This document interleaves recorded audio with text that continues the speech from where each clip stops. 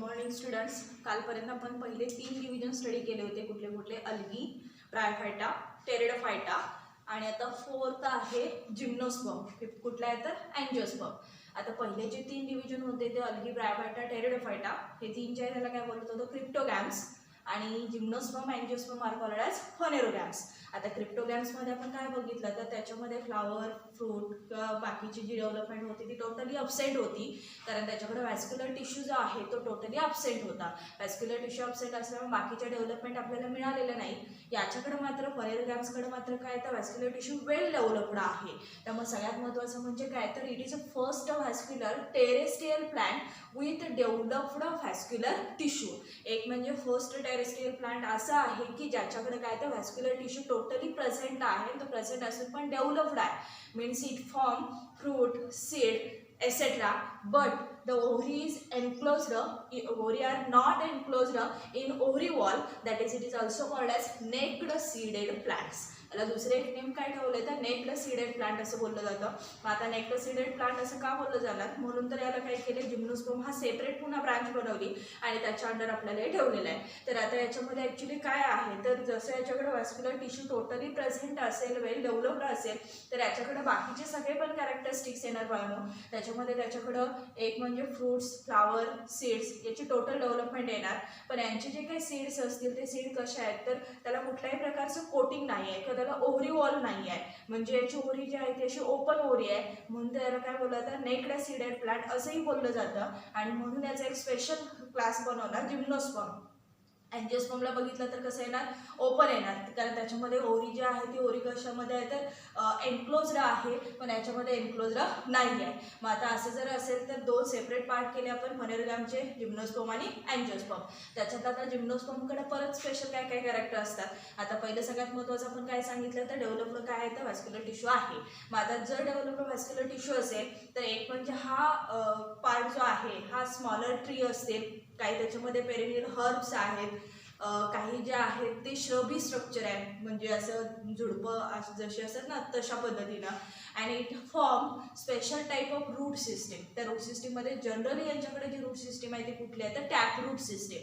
आता इथून पुढे रूट सिस्टीमचा डेव्हलपमेंट जी आहे ती तुम्हाला बघायला मिळेल. पाठीमागच्या 3ही डिव्हिजनमध्ये अशा स्पेशलाइज्ड रूट हा प्रकार नव्हता बाळांनो. आता पहिल्यांदाच काय आलं तर टॅप रूट सिस्टीम आलेली आहे. आता टॅप रूट सिस्टीम म्हणजे काय तर रेग्युलर रूट्स जे असतात ना रेग्युलर प्लांटसाठी त्याला काय बोललं तर टॅप रूट सिस्टीम. आणि याच्या पुढच्या अजून एक रूट सिस्टीम पुढच्या क्लाससाठी आहे, पुढच्या डिव्हिजनसाठी आहे, ॲडव्हान्टेशियस रूट सिस्टीम. आता तिथं काय काय आहे ते त्या ह्याच्यामध्ये बघूच आपण.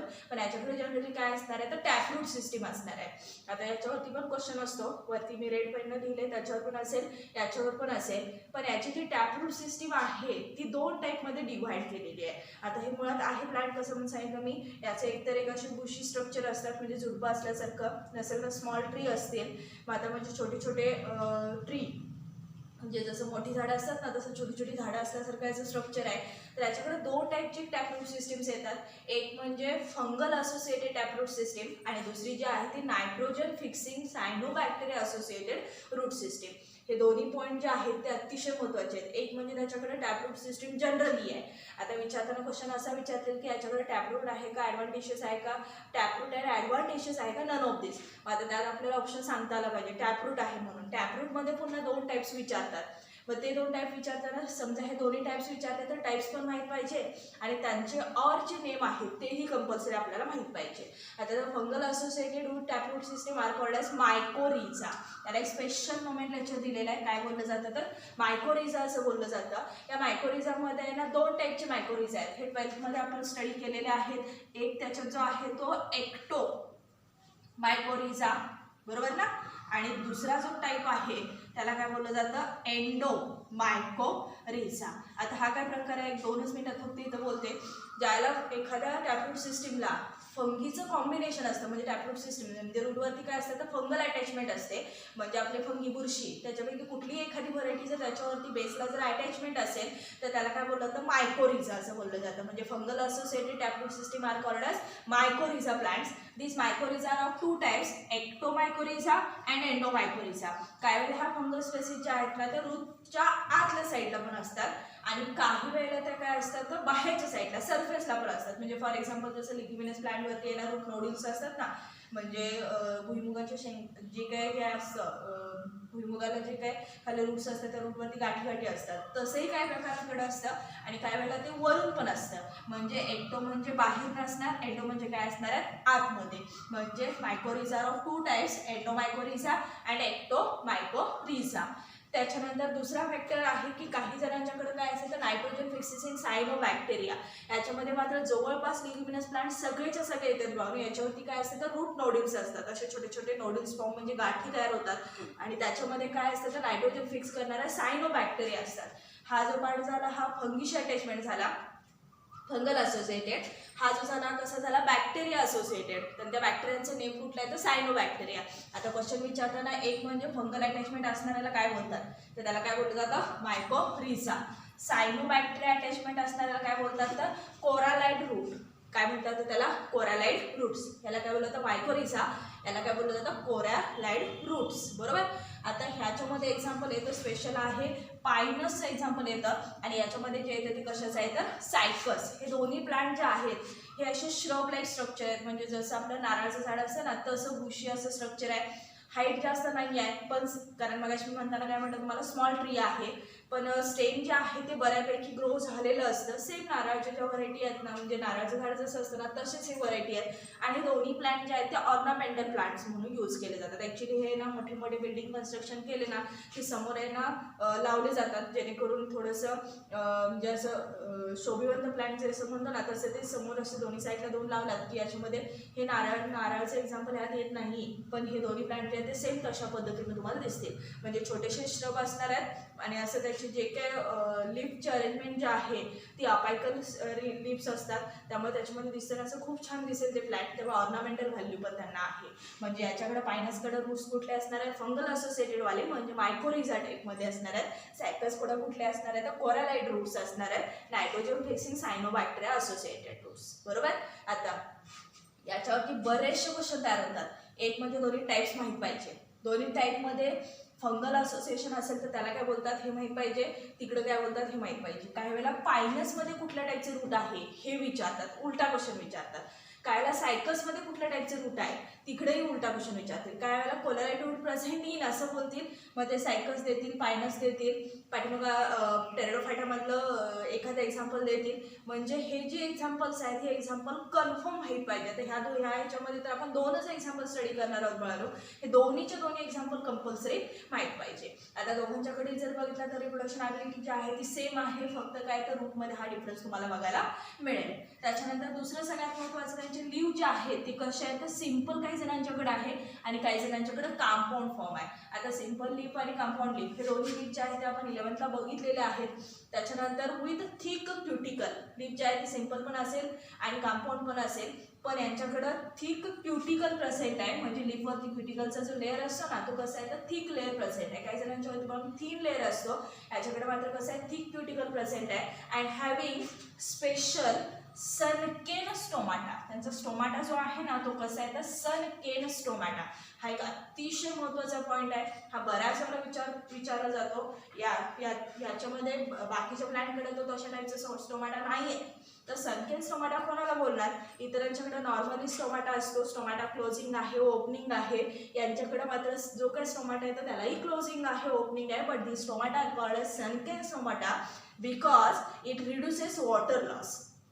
मुळात ही सगळीच्या सगळी फॅमिली जी आहे ना मुळात ही मगाशीच मी तुम्हाला काय म्हटलेलं ऑर्नामेंटल व्हॅल्यू आहे. आणि दुसरं सगळ्यात महत्त्वाचं याच्यामधली जी काही एक्झाम्पल आहेत ती सगळीच्या सगळी झिरोफायटिक प्लॅन्टचे एक्झाम्पल आहेत. झिरोफायटिक प्लॅन्ट म्हणजे तुमचं सायकसचं पण एक्झाम्पल त्याच्यामध्ये येते, पायनसचं पण येते.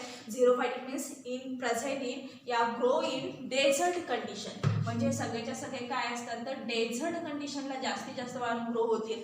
मग आता असं म्हणाल की हे सगळे प्लांट जे आहे ते वाळवंटात भागातच फक्त येतात का? डेझर्ट कंडिशन म्हणजे जिथं उष्णता जास्त असते, वाळवंटी भाग असं त्याला बोलतो आपण. पण याच्याकडं ॲबिलिटी अशी आहे की ते झिरोफायटिक प्लांट आहे आपल्याकडे, ते ऑर्नामेंटल म्हणून आपण ठेवू शकतो. आणि सगळ्यात महत्त्वाचं मी काय म्हणत होते मगापासून, तर स्मॉल ट्री आहे, म्हणजे असं मोठं झाड असल्यासारखं एक छोटं झाड आहे, म्हणजे स्टेम वगैरे डेव्हलप्ड असतं, पण हाईट वगैरे त्यांची कमी आहे. त्यामुळे आपण बोलताना त्याला एक म्हणजे श्रब म्हणू शकतो. श्रब म्हणजे झुडपासारखं असं दिसेल, किंवा काही वेळेला त्याला काय टॉल ट्री असं बोलतात. आणि सगळेच्या सगळे प्लांट्स कसे आहेत तर झिरोफायटिक आहेत, which grow in desert condition, means moist dry condition. Hence these plants are called as xerophytic plant, and these xerophytic plant having sun-kale stomata which is used for reducing water loss. कारण कसं आहे, dessert कंडिशनला आहे ना, झिरोफायटिक plant आहे, dessert कंडिशनला आहे ना, म्हणजे त्याच्याकडे काय असणार आहे तर वॉटरची डिफिशियन्सी असू शकते, म्हणजे त्यांना वॉटर जे आहे ते वॉटर कमी अमाऊंटमध्ये मिळेल. असं जर असेल तर त्यांच्या ह्याच्यामधून स्टोमॅटो क्लोजिंग ओपनिंगला जास्तीत जास्त वॉटर लॉस करून चालणार नाही. आपल्या इकडचे जे प्लांट्स आहेत ना, आपल्याकडचे हे नॉर्मल प्लांट्स म्हणजे कुठले तर अँजिओस्पर्मिक प्लांट्स, त्यांच्याकडे कसं असतं वॉटर भरपूर अवेलेबल असतं, त्यांच्याकडे वॉटर मिळतानाच त्यांना हायर अमाऊंटमध्ये मिळतं. प्लांटचा एरिया ग्रोथ ही त्या पटीत असते, म्हणजे त्यांचे रूट जे आहेत ते फुल डेव्हलप्ड असणार आहेत, म्हणजे जिम्नोस्पर्मपेक्षा अँजिओस्पर्ममध्ये डेव्हलपमेंट मिळणार, नक्कीच मिळणार, कारण शेवटचा डिव्हिजन आहे ती आणि सगळ्यात डेव्हलप्ड हायर क्लास प्लांट सगळे तिथं आहे. मग तसं जर असेल तर त्यांच्याकडे वॉटर जे आहे ते वॉटर हायर अमाऊंटमध्ये असतं. त्यांना वॉटर लॉस करताना कसं आहे, कितीही लॉस केलं तरी पुन्हा त्यांना काय करेल त्या पद्धतीने तेवढ्या अमाऊंटमध्ये त्यांना वॉटर पुन्हा मिळू शकतं. पण यांच्याकडे मात्र तसं नाही आहे, म्हणून कमीत कमी वॉटर लॉस व्हावा याच्यासाठी यांच्याकडे कुठला स्टोमॅटा आहे तर सन-केल स्टोमॅटा आहे, म्हणजे कमीत कमी वॉटर लॉस करतील, म्हणजे जास्तीत जास्त वॉटर काय राहील प्लॅन्टमध्ये स्टोअर राहील. समजला? तो एक पॉईंट अतिशय महत्त्वाचा आहे. लीव्ह जे आहे ते कसे आहेत ते सांगा. रूट सिस्टीम जी आहे ती दोन टाईपची आहे, कशी आहे काय सांगितले मी. आणि यांची जी काय ओव्हिवॉल जी आहे ती ओव्हिवॉल अपसेंट आहे, त्यामुळे यांचे जे काय ओव्हिल जे आहेत म्हणजे एक किंवा ओव्हा किंवा सीड तुम्ही जे काय बोलणार ते कसे आहेत तर नेक्ड सीडेड प्लांट्स याला बोललं जातं. म्हणजे हा जिम्नोस्पर्मचा अँजिओस्पर्मिकमध्ये का टाकलं नाही किंवा एकच डिव्हिजन का नाही बनवली, तर त्याचं पहिलं रिझन जे आहे ते नेक्ड सीडेड प्लांट आहे. आणि राहिलेले मग बाकीचे कॅरेक्टरिस्टिक्स जे आहेत ते मग काही थोडे येतीलच त्याच्यात. समजलं? हे झाले लिव्हजपर्यंतचे कॅरेक्टरिस्टिक्स. त्याच्यानंतरचा पुढचा पॉईंट आहे बघा फर्टिलायझेशन. आता फर्टिलायझेशन जे आहे ते याच्याकडे दोन टाईपचं फर्टिलायझेशन होतं. एक म्हणजे व्हिजिटेटिव्ह फर्टिलायझेशन पण आहे आणि दुसरं जे आहे ते सेक्स्युअल रिप्रोडक्शन पण आहे. आता व्हिजिटेटिव्हली जर हा रिप्रोड्यूस व्हायचा झाला तर हा आहे ना बुलबिल फॉर्मेशन करतो. जर व्हिजिटेटिव्हली रिप्रोडक्शन पाहिजे असेल तर त्याच्याकडे आहे ना बुलबिल्स तयार होतात. हे बुलबिल्स नावाचं एक स्पेशल स्ट्रक्चर आहे. ह्या बुलबिल्स तो काय करतील ते रिप्रोड्यूस होतील. हे झालं व्हिजिटेटिव्ह रिप्रोडक्शन. आणि जर हे प्लांट सेक्स्युअली रिप्रोड्यूस व्हायचं असेल तर याच्याकडे आहे ना सायफोनोगॅमी टाईपचं फर्टिलायझेशन आहे. आता हा काय प्रकार आहे तर सायफोनोगॅमी हे एक अतिशय महत्त्वाचा वर्ड आहे. हा बऱ्याच वेळेला आपल्याला त्या नीटसाठी वगैरे विचारला जातो. दिस सायफोनोगॅमी रिप्रोडक्शन किंवा siphonogamy fertilization use external water for process. जी काय प्रोसेस आहे त्या प्रोसेससाठी काय केलं जातं तर एक्सटर्नल वॉटर यूज केलं जातं. सेम जसं टेरेडोफायटाने केलं होतं तसंच, म्हणजे त्याला बोलताना मात्र थोडंसं वेगळ्या पद्धतीने आपण ते एक्सप्लेन केलं होतं. हे मात्र काय करतात तर सायफोनोगॅमी असं काय आहे तर हे काय करतात तर हेही एक्सटर्नल वॉटर जे आहे ते फर्टिलायझेशनसाठी यूज करतील. आता सायफोनोगॅमी असं का आहे तर शेवटी सगळ्यात मी तुम्हाला सांगते त्याची हिस्ट्री काय आहे ॲक्च्युली. म्हणजे याचं फर्टिलायझेशन विचारताना त्याच्यावरही क्वेश्चन असेल तर कसं आहे तर सायफोनोगॅमी.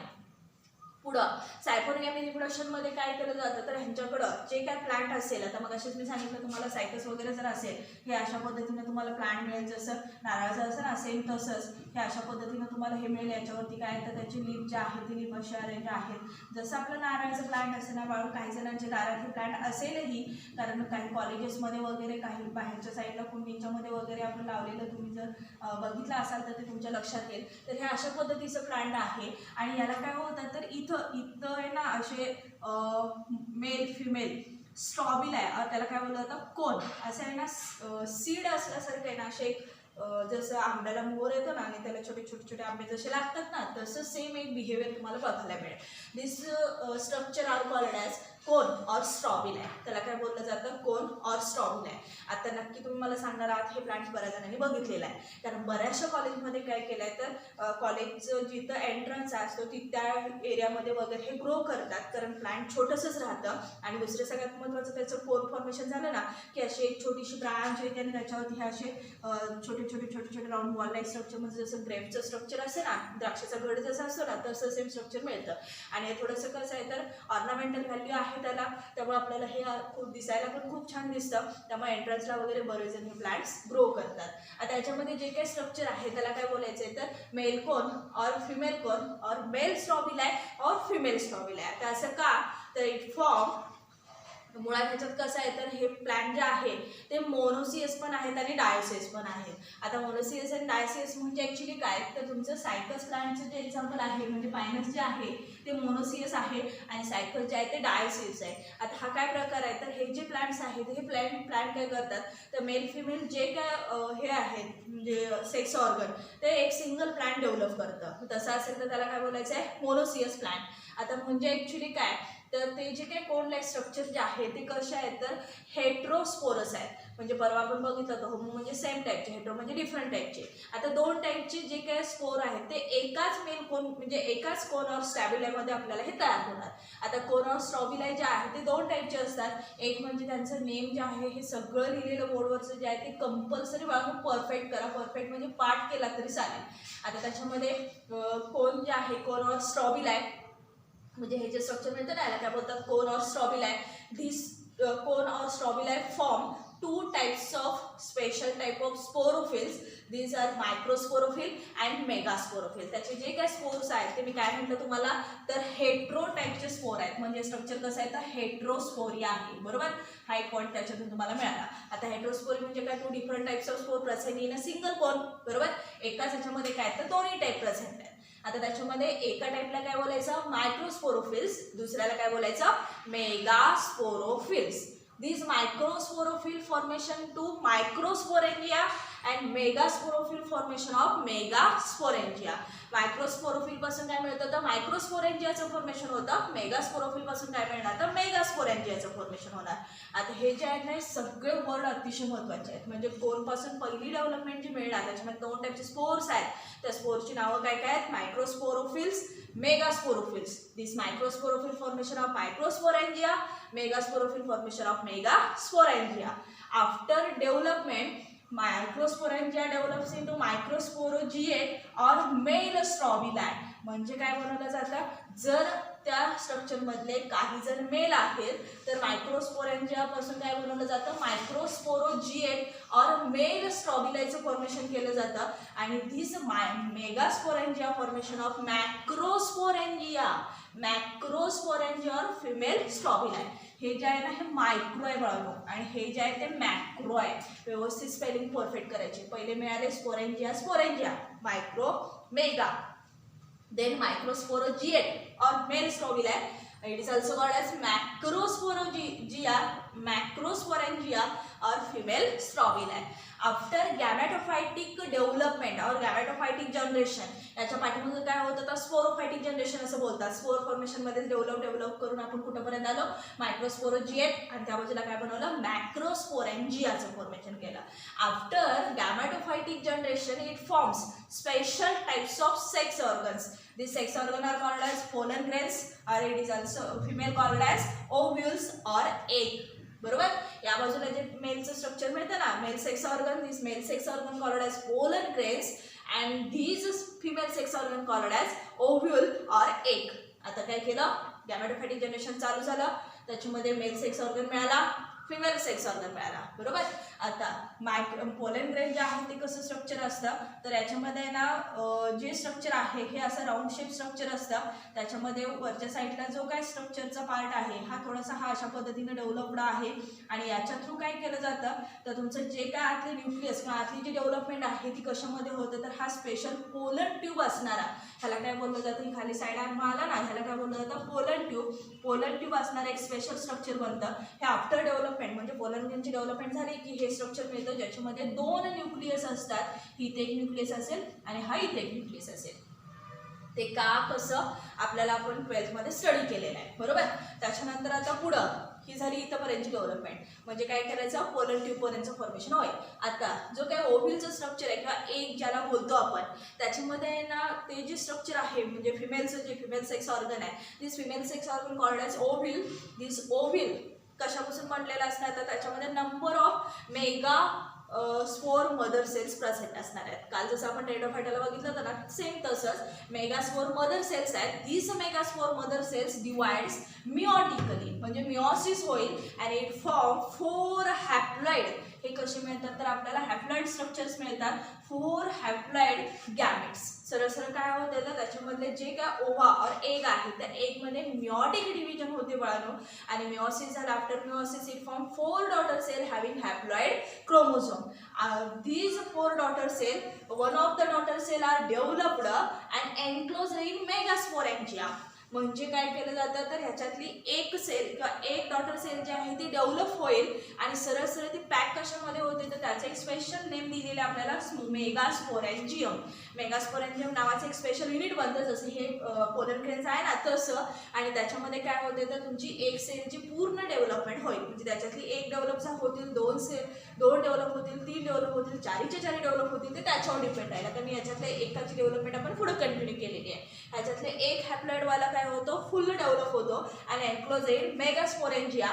दिस megasporangia consist 2 or more archegonia. आता याच्यामधलं सेक्स ऑर्गनचं जे काही स्ट्रक्चर होतं शेवटी ते कशामध्ये कन्वर्ट होणार आहे. इथं जसं पोलन गेलो म्हटलं ना बाळांनो, तसं इकडे काय बनतं तर आर्चिगोनिया नावाच्या सेल बनतात.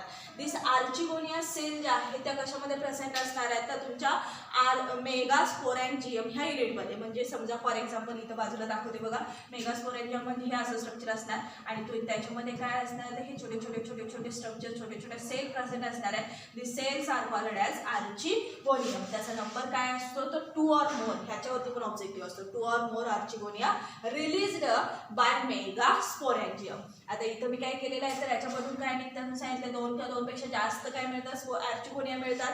आता त्यातलं मी एक आर्चिगोनिया जो आहे ते स्ट्रक्चर घेते. आता याच्यामधला जो पोलन ट्यूब होता किंवा पोलन न्यूक्लियस होता, दिस फ्युजेस विथ पोलन ग्रेन. म्हणजे त्याच्यातला एक आर्चिगोनियम जो आहे तो कशाबरोबर फ्यूज होणार किंवा कशाबरोबर फर्टिलायझेशन करणार तर तुमचं जे काय पोलन ग्रेनची डेव्हलपमेंट पोलन ट्यूबमध्ये पोलन ट्यूब स्ट्रक्चर तयार झालेलं आहे याच्याबरोबर ते मेट होईल, फर्टिलायझेशन होईल. After fertilisation it form zygote. त्याच्यानंतर काय तयार करणार ते झायगोट तयार करतील. By zygote formation after development or division it form embryo. सगळ्यात महत्त्वाचं काय तयार होणार त्याच्यापासून एम्ब्रिओ. एम्ब्रिओची डेव्हलपमेंट झाली की साईड बाय साईड याच्यातलाच एखादा ओव्हिलचं सेल. आता एक सेल झाली मेगास्पोर मदर सेल म्हणून आपण पुढे त्याचे डिव्हिजन केलं, पण असे नंबर ऑफ ओव्हा तयार होतील, नंबर ऑफ एग्ज असेल. त्याच्यातली एक ओव्हा जो आहे तो तसाच असेल. तो जो ओव्हा आहे त्याच्यापासून काय होणार सीड फॉर्मेशन. म्हणजे इकडं एक सेल डेव्हलप होऊन हे काय करणार आर्चिगोनियाचं स्ट्रक्चर तयार करणार. This archegonia react with fertilise with pollen grain formation of zygote embryo.